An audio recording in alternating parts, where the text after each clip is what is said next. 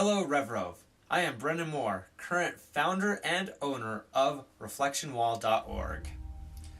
Thank you for taking time to look at ReflectionWall.org. So, who are we?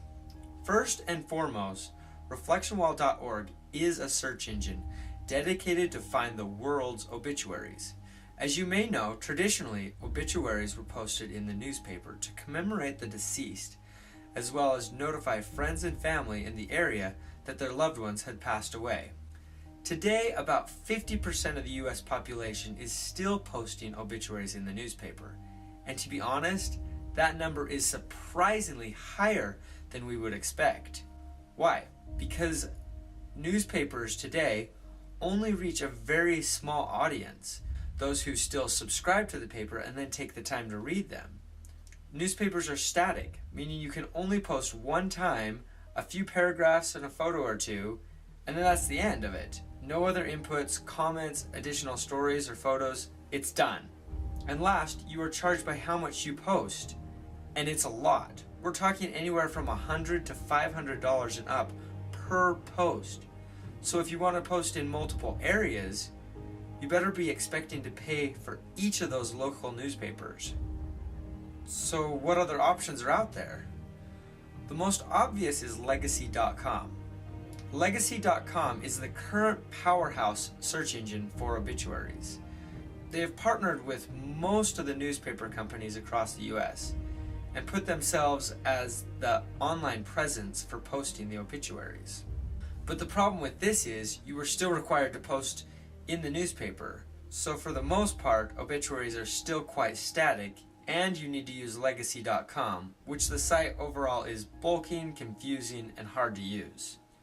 Also, they have been known for deleting old obituaries or obituaries that don't generate them income. A slightly better solution that has been becoming an option is to just let the funeral home post your obituaries on their home website. The problem with this is, not all funeral homes are built equal. Some don't post, while others do post quite robust dynamic solutions. And then you have everything in between. In order for a reader or user to see the post, they are required to go to some random funeral home website. If you come from a small funeral home, you're not going to get much coverage. The last option is just to post on social media, such as Facebook. The problem with this is, Facebook was not made for the dead. I mean, whose page would you post it on? Yours or the deceased's? Also, obituaries aren't really searchable via Facebook, so they tend to get lost and buried over time with more current events. So this is where Reflection Wall starts.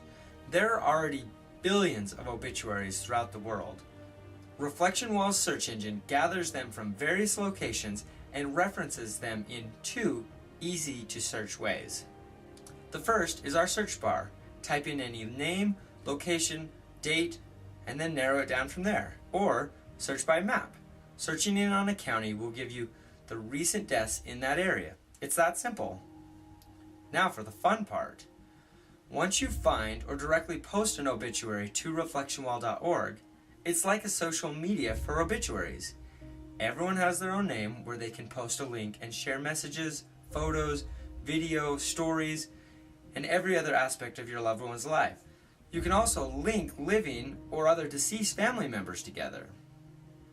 I think of a widowed wife trying to find closure. She posts, "Today is our anniversary. I love you so much.